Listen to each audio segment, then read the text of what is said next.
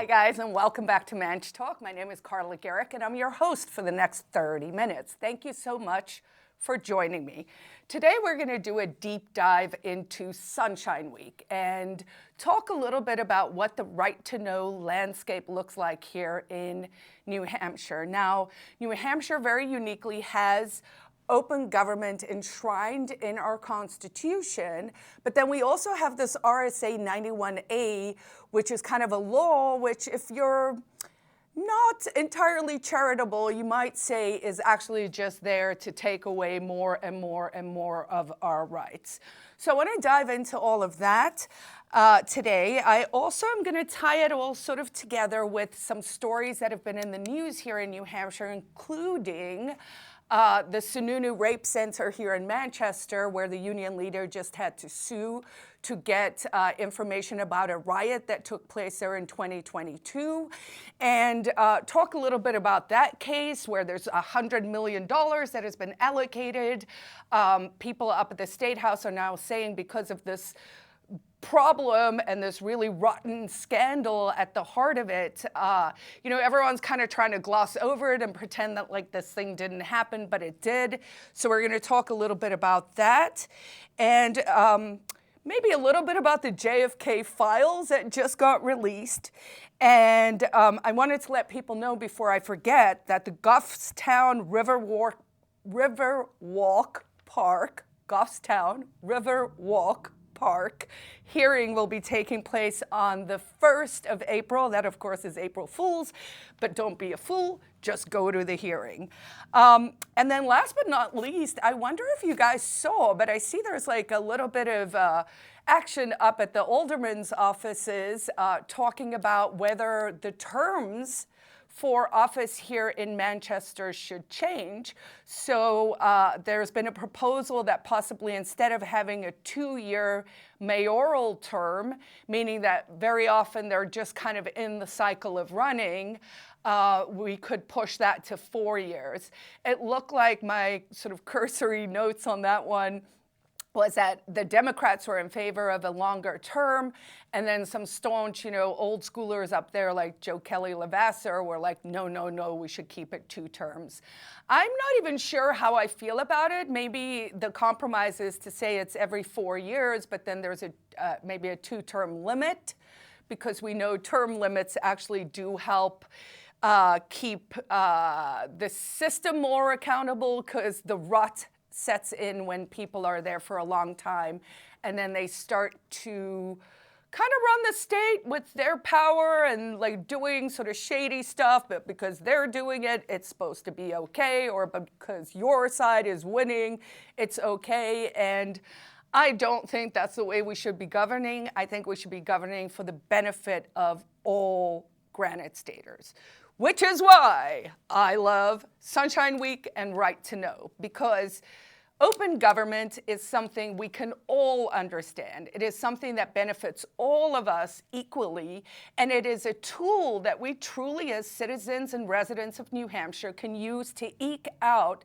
better government from the local level, school board level, up. So let's talk about Right to Know. So here in New Hampshire, we have Right to Know enshrined in Article 8 of the New Hampshire Constitution. And I'm going to run over it really just quickly, but actually what I want to show you is a little bit of a visual. So I printed out the Constitution that covers our Right to Know. So this is Article 8 of the New Hampshire Constitution. And right down here at the lower bottom is the Article 2B, which we passed it was enshrined in December 5th, 2018. Those of you who have been following my work for a long time know this was the right of privacy constitutional amendment that the good folks up there at the State House pushed over the finish line to give us more rights to privacy. The right to privacy, which is now enshrined in the New Hampshire Constitution, simply says an individual's right to live free from governmental intrusion and in private and personal information is natural, essential, and inherent. So our rights and individual rights to live free from governmental intrusion in private or personal information is natural, essential, and inherent. So that is our right to privacy, and we haven't seen the court cases start on this one yet, but I think it might be time. Now, the Article 8 of the New Hampshire Constitution says, I'm not going to read all of it, but basically it says, first of all, it says actually that government officials are our agents. Now, why is that one important? That part is important because if you're not allowed to do something, then your agent is also not allowed to do it. And where some of our dysfunction is coming in with our relationship between us as Granite Staters and the people who are elected to represent us is as the government has grown, they are actually giving themselves permission to do things that we are not allowed to do, and that they, under our New Hampshire Constitution, should not be allowed to do because they can only do what an agent can do, which means you can't have more rights than the person you're representing. What do you mean, Carla? I mean something like qualified immunity. What is qualified immunity? It is basically government officials, specifically the police's get out of jail card. So basically they're like, hey, if we break the law, but we didn't know maybe specifically that that was the law, then oops, our bad, doesn't matter. Now, of course, you know, and I know that when we say, hey, sorry, I didn't know, oops, my bad, they don't care. In fact, they say ignorance of the law is no excuse. So the way the system currently works is the following. Ignorance of the law is no excuse. Unless you're an enforcer of the law, then it is an absolute defense. Now, anyone who can parse things out rationally and logically can understand that that makes no sense. So in our New Hampshire Constitution, in Article 8, our right to know says accountability of magistrates and officers, the public's right to know. So government should be open, accessible, accountable, and responsive. Government, to that end, the public's right to access to governmental proceedings and records shall not be unreasonably restricted. Now, I don't know if you know this, but I know this because I was a lawyer for a long time. That little word reasonable can get you into so much trouble. Why? Let me show you. This, again, this one page is our New Hampshire Constitution with 2 clauses that relate to our right to open government. This little mess right here is our 91A law. So, okay, there's some slides at the back here, to be fair. But it is pages long of small, nasty little print that keeps getting amended and that keeps making things worse. So this is at least 8 pages long. 9, 10, 11. 11 pages of really fine print long. So all of this is trying to restrict your rights to right to know. So in my opinion, the whole system is broken and I'm gonna fix it. So we had a right to know meeting this weekend. We meet every 3rd Saturday, 9 to around 11 noon-ish.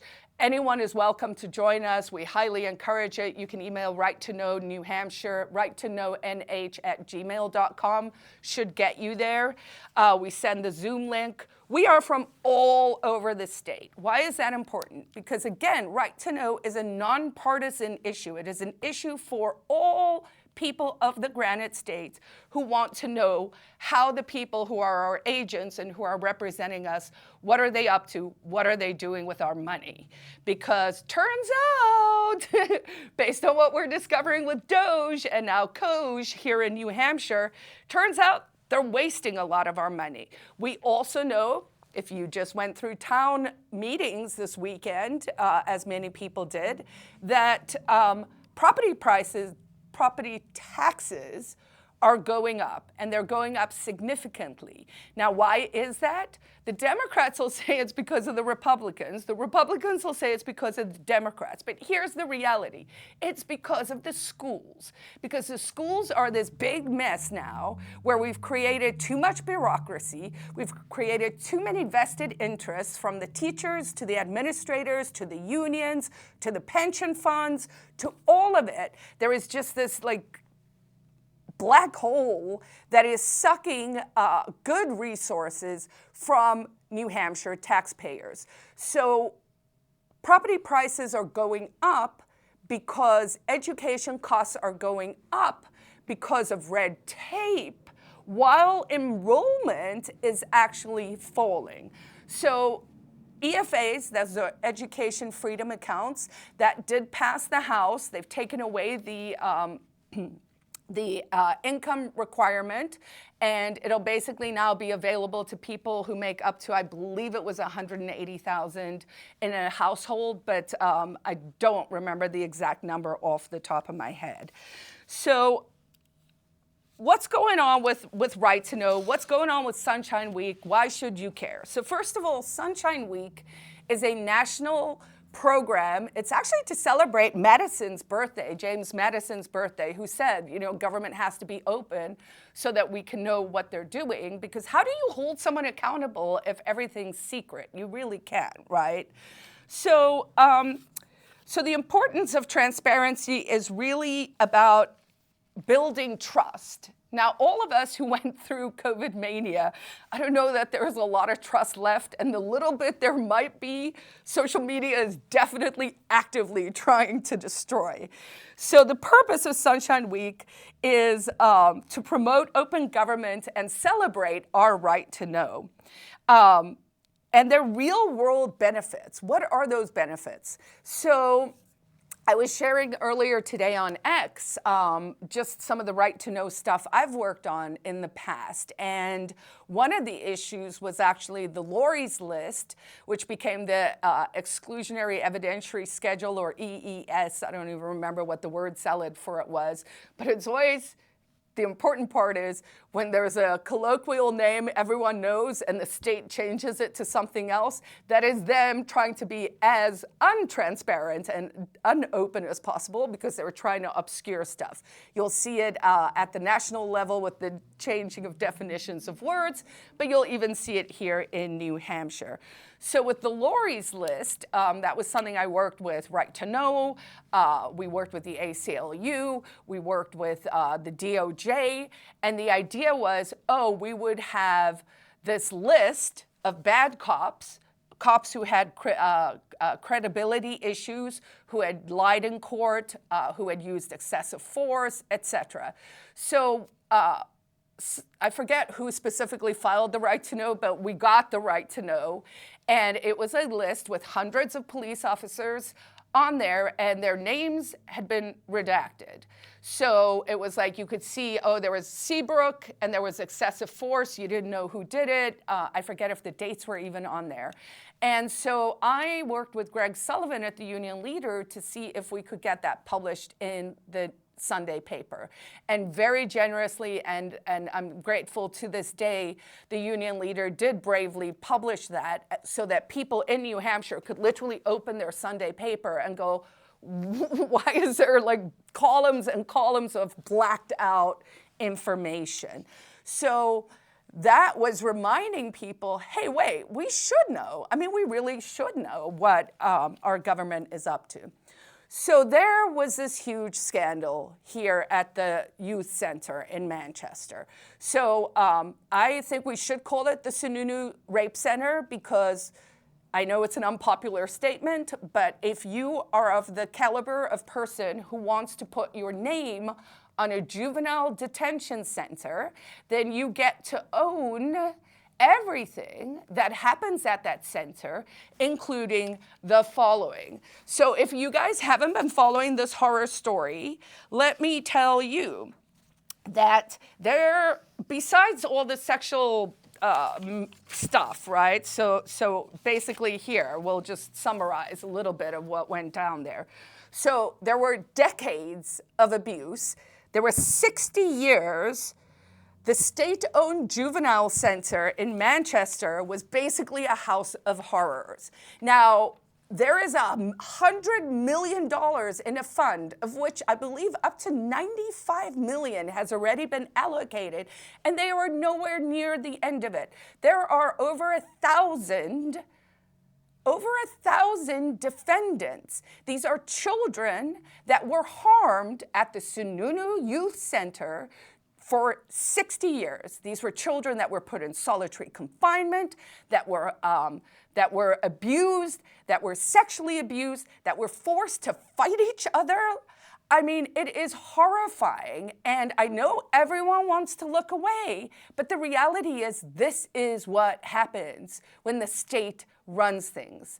And if the government has full control over a place, and this is the outcome, then you should genuinely be asking yourself, should government be running anything? And the other thing is, no one gets held accountable because now it's just us, all of us, the taxpayers of New Hampshire, $100 million out of our pockets, out of our property taxes that went up, right? Because we don't pay sales tax, we don't pay income tax. So the money is coming from there. And it was a systemic cover-up. The state turned a blind eye to allegations as they piled up. The violent legacy has been continuing. So let's segue here into the right to know that happened last week. So the union leader, to their credit, and Sunshine Week is something that appeals to anyone who wants to know what's up with open government, but it is actually the tool that the press uses to get to the bottom of the stories. Now, I know everyone's down on the media, but as an independent reporter, I do work with other reporters and journalists, and there are honorable people out there who are really trying to get to the stories. So what happened was back in 2022, there was a riot at the youth center, and they covered it up again. So 60 years of abuse, $100 million, which is not going to be enough money, and something happens in 22, and instead of the lesson being, oh, maybe we should tell everyone and see if we can solve these problems. No, what is the message? Let's cover it up. So they not only didn't tell anyone. Usually when something happens, the DOJ or the Manch PD will put out a press statement. They literally did not. Although a lot of cars were called there, it was a big deal. So the union leader had to sue to get the court to release the report of what happened there. And what happened was, it sounds terrible, right? So it's a riot, everyone, right? In a riot, both sides usually get hurt. So the kids were wielding one of them was wielding a nail-studded wood piece. That doesn't sound good. Biting staff, clashing with police. But the reality is there's probably a reason, right? And it's like, well, why? Are they abusing the children again? What is going on? But if we, stick our heads in the sand, we're not actually going to get to the answers. So the union leader just got a decision out of the Merrimack County Superior Court, actually did review the documents and found, the Superior Court judge found with the side of the union leader, and the ruling granted access to details like descriptions of the juvenile's behavior, the security statuses, the building locations, the staff names, though some of the information that had to do with the state side of things was again withheld. The union leader also sought the body cam footage, but it was pending release. And this is part of the problem. So here in New Hampshire, back to the 11 pages of our right to know law, right to know law that that is really just kind of taking away a lot of our rights. You guys have heard me mention here before, body cam footage is actually exempt except if there is excessive force. Now, in this case, I'm going to argue there probably was excessive force. So why isn't the body cam being released? We also have this strange tension with the Department of Justice where they're kind of working on both sides of the cases, right? Which just leads me to believe that there is a lot of rot there. So the landscape isn't looking super great for right to know. So now what's going on up at the State House? So we have this Ombudsman office that Right to Know New Hampshire as an organization, again, nonpartisan, statewide, national, or local organization, right? They preceding people there worked for many years, I want to say like 6, 7, 8 years to get this Ombudsman's office to open. The thinking was we can make it cheaper, faster, better, easier. But it's the government, so what happened? Not that. So I went to testify when they opened the office. It had 72 pages of rules, and I was like, this isn't going to get us where we want to go. So now there's a tension because when the bill was passed originally 2 years ago, there was a sunset clause in the bill that said after 2 years, we'll look at it and we'll reevaluate if the office is working as it should, and then kind of decide. Now, the appetite, as far as I can tell, up at the State House is not there to continue this office. I'm in two minds, but mostly because I think next year I talked to our current president at Right to Know. She is very burnt out. She's been doing a great job. She's been carrying heavy water there. So I was like, maybe I need to get 6 other things off my plate and just focus on open government here in New Hampshire for a few years. And I think I'm going to do that. What does that mean? I'm going to aggressively see if we can overhaul the whole thing and come up with a better system. But that's a conversation for another day. So this Ombudsman's office, initially when we went, or when Catherine, the president of Right to Know, went up, she wants it to continue. I've always been kind of like arm's length because I was like, we're just going to grow government. I'm not sure, right? But I'm part of the organization and I serve on the board. They wanted to go a different direction. I just haven't supported or detracted from it. I'm like, you guys do you.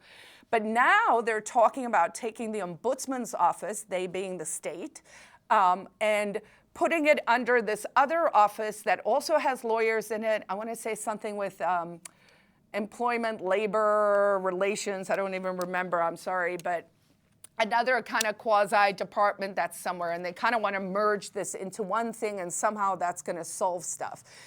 I don't think that's the case. I think probably the better approach is to extend maybe the office for another 2 years, and in those 2 years, let's come up with the things we need to do to actually solve open, transparent, accountable, and accessible government here in New Hampshire, right? And responsive. I keep forgetting that in my litany.